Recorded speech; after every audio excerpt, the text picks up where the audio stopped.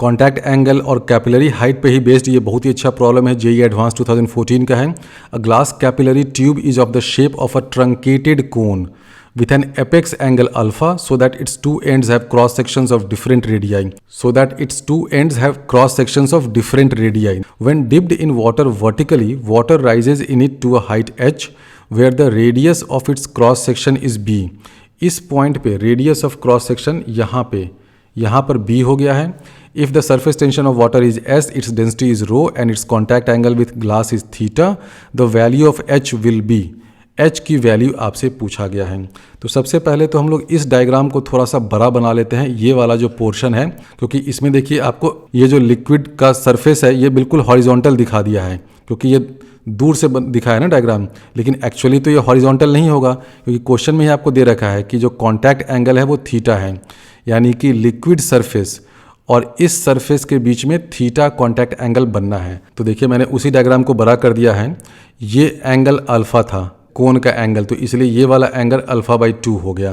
Question में जो angle alpha दे रखा था ना इस ट्रंकेटेड कोन का, इस कोन को अगर आप पीछे ले जाइएगा तो ये जो एंगल पूरा बन रहा है वो अल्फा है.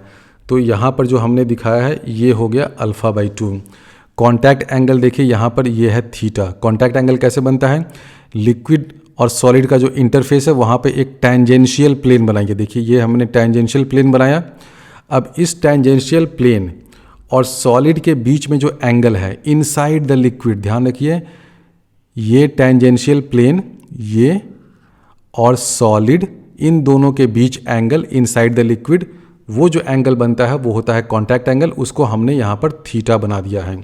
अब ये angle theta plus alpha by 2 क्यों आया ये समझने वाली बात है. ये एंगल कितना है भाई? ये एंगल है थीटा. ये एंगल कितना है? Alpha by 2. तो इस ट्रायंगल में आप देखिए ये जो ट्रायंगल मैंने बनाया है ना इस पे ध्यान से देखिए, ये ठीक है, ये एंगल कितना होगा? ऑब्वियसली ये तो 90 डिग्री होगा ना, देखने से ही लग रहा है. ये वर्टिकल है, ये हमने हॉरिजॉन्टल बना दिया है. ये 90 डिग्री है, ये अल्फा बाई 2 है, ये थीटा है. तो ये वाला एंगल कितना हुआ? ये वाला एंगल, इस एंगल की बात हो रही है. ये एंगल क्या हो जाएगा? 90 minus theta plus alpha by 2. अब इस क्वेश्चन में सिर्फ ज्योमेट्री ही और कुछ नहीं है. इस एंगल की बात हो रही है. ये जो मैंने ग्रीन से बनाया है ना वो एंगल होगा 90 minus theta plus alpha by 2. अब ये है टेंजेंशियल सरफेस ये, तो यहाँ से जो रेडियस आएगा उस रेडियस और टेंजेंशियल सरफेस में टोटल एंगल कितना होगा? 90 होगा. और ये हमने निकाल लिया 90 माइनस दिस थिंग, तो ये बचा हुआ एंगल क्या हो जाएगा? थीटा प्लस अल्फा बाई 2 ही होगा ना. ये देखिए क्या है? ये है टेंजेंशियल सरफेस. इस सरफेस के परपेंडिकुलर जो लाइन होगा वो ऑब्वियसली सेंटर में जाके मिलेगा. इस मेनिस्कस का जो सेंटर ऑफ कर्वेचर होगा यहाँ पे उसमें जाकर मिलेगा. उसका रेडियस अगर r है तो यहाँ से r डिस्टेंस आप उधर चले जाइए. ये हो गया सेंटर ऑफ कर्वेचर. ये है टेंजेंशियल सरफेस. तो ये एंगल तो भाई पूरा टेंजेंशियल सरफेस से जो एंगल बन रहा है ये वाला, ये एंगल तो 90 डिग्री होगा. हो गया. हमने अभी क्या कैलकुलेट किया है? ये वाला एंगल वो कितना आया था? 90 माइनस दिस थिंग. उसको हम लोग लिख देते हैं कि ये जो एंगल है ना ये एंगल है 90 minus theta plus alpha by 2. किस एंगल की मैं बात कर रहा हूँ? मैं बात कर रहा हूँ इस एंगल की. ये हो गया थीटा, ये हो गया अल्फा बाई 2, ये हो गया 90. तो इस ट्राइंगल में ये बचा हुआ एंगल क्या हो जाएगा? 90 minus alpha by 2 plus theta.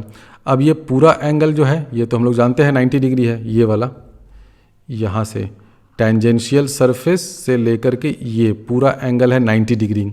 ये हमने फाइंड कर लिया 90 minus theta plus alpha by 2.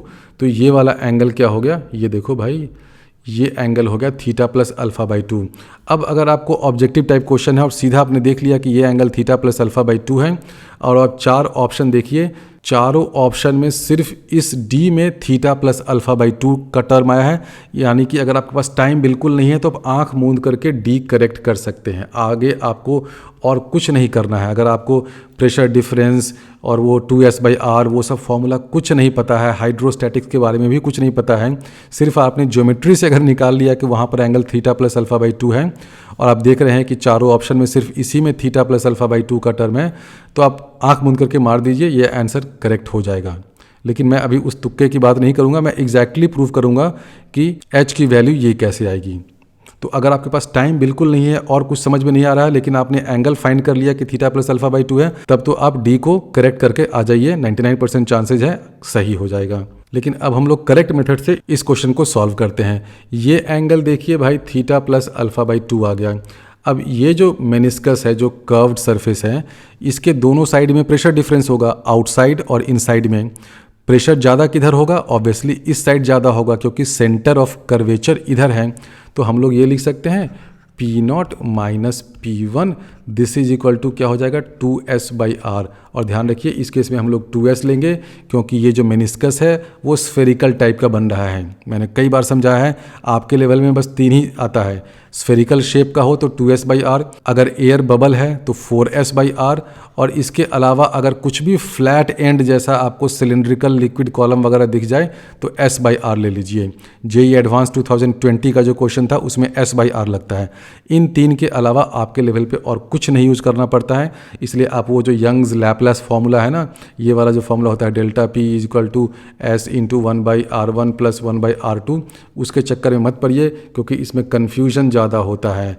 कब R1 पॉजिटिव लेना है, कब R2 पॉजिटिव लेना है, किसको क्या लेना है, ये कन्फ्यूजन होता है। ये वाला फॉर्मूला जो एक होता है ना, बहुत से टीचर बताते हैं इसको S into 1 by R1 plus 1 by R2, तो ये वाला फॉर्मूला जो है ना बहुत कन्फ्यूजन करता है, इसलिए मैं इसके चक्कर में उतना पढ़ता नहीं हूँ। आपके लेवल पे तो 3 ही चीज़ देखना है ना, अगर स्फेरिकल है तो pressure difference 2s by R होगा, सिलेंड्रिकल लिक्विड कॉलम है तो s बाई आर होगा, अगर एयर बबल टाइप का हो गया तो 4s बाई आर हो जाता है, बस और कुछ नहीं देखना है। तो ये हमने लिख लिया P0 minus P1 is equal to 2s by R, आप यहाँ से देख रहे हैं। अब आप ये भी देखिए कि ये जो P1 है, ये वाला पॉइंट और ये वाला जो पॉइंट है, दोनों के बीच में कितना हाइट डिफरेंस है, h का हाइट डिफरेंस है। ये जो छोटा सा पोर्शन है ना, इसको हम लोग नेग्लेक्ट कर रहे हैं। ये जो छोटा वाला पोर्शन है ना, ये वाला उतना तो नेग्लेक्ट करना ही पड़ेगा ना, ये सब तो नॉर्मल अजम्पशन होता है कैपिलरी हाइट फाइंड करने में। तो हम लोग ये भी यहाँ से लिख सकते हैं कि दिस पॉइंट और दिस पॉइंट, इन दोनों के प्रेशर में h रो g का डिफरेंस होगा। और ध्यान रखिए ये क्यों लिख सकते हैं, क्योंकि ये वाला जो लेवल है ना, ये क्या है, ये भी एटमॉस्फेयर को एक्सपोज्ड है। तो इस पॉइंट का प्रेशर कितना हो जाएगा, P0 एटमॉस्फेरिक प्रेशर के बराबर होगा। तो हम लोग ऐसे भी लिख दें एक और चीज़ कि P0 minus P1 this is equal to h rho g, ये भी लिख सकते हैं। क्यों लिख सकते हैं, क्योंकि देखिए P0 है इस पॉइंट का प्रेशर, इस पॉइंट का प्रेशर, इसका प्रेशर। उस डायग्राम में मैं आपको दिखाता हूँ, क्लियर हो जाएगा। ये जो है ना, इस पॉइंट का हमने लिया है प्रेशर P0, तो ये तो एटमॉस्फेरिक प्रेशर के बराबर ही होगा ना, क्योंकि इस यहाँ पर प्रेशर क्या हो जाएगा, एटमॉस्फेरिक प्रेशर के बराबर। यहाँ पे प्रेशर क्या हो जाएगा, एटमॉस्फेरिक प्रेशर के बराबर। तो ये वाला पॉइंट क्या है, सेम लेवल पे है, तो वहाँ भी प्रेशर होगा एटमॉस्फेरिक प्रेशर के बराबर। ऊपर में जो पॉइंट है उसका भी प्रेशर होगा एटमॉस्फेरिक प्रेशर के बराबर। यहाँ पे मेनिस्कस है, तो मेनिस्कस के जस्ट नीचे जो पॉइंट है उसका प्रेशर कम होगा। कितने से कम होगा, 2s बाई आर से कम होगा। और अगर आप नीचे से देखिएगा तो इस पॉइंट का प्रेशर h रो g से कम होगा। तो वही चीज़ को हमने इक्वेशन के फॉर्म में लिखा। 2 इक्वेशन लिख सकते हैं, P0 minus P1 is equal to 2s by R, क्योंकि P0 प्रेशर ज़्यादा क्यों होगा, क्योंकि सेंटर ऑफ कर्वेचर इधर है, कर्व्ड मेनिस्कस ऐसे है, कनकेव साइड ऊपर की तरफ है, तो P0 minus P1 is equal to 2s by R. अब यहाँ पर भी प्रेशर P0 है और ये h डेप्थ पे है, यानी कि इसका प्रेशर ज़्यादा होगा। कितने से ज़्यादा होगा, इस पॉइंट से h रो g से ज़्यादा होगा। और ध्यान रखिए 2 पॉइंट अगर हैं तो दोनों का वर्टिकल हाइट में डिफरेंस देखा जाता है। ये मत देखिए कि ये कोन की तरफ ऐसा ये स्लांट कर रहा है, ये कर रहा है, उससे कोई फ़र्क नहीं पड़ता है। यहाँ पे क्रॉस सेक्शन एरिया कम हो गया, यहाँ पे क्रॉस सेक्शन एरिया ज़्यादा है, प्रेशर की सेहत पे कोई फ़र्क नहीं पड़ता है। हाइड्रोस्टैटिक्स में 2 पॉइंट के बीच में अगर प्रेशर डिफरेंस पता करना है, इन दोनों पॉइंट्स के बीच में, तो सिर्फ हम लोग देखते हैं कि दोनों पॉइंट्स के बीच में वर्टिकल हाइट का डिफरेंस कितना है।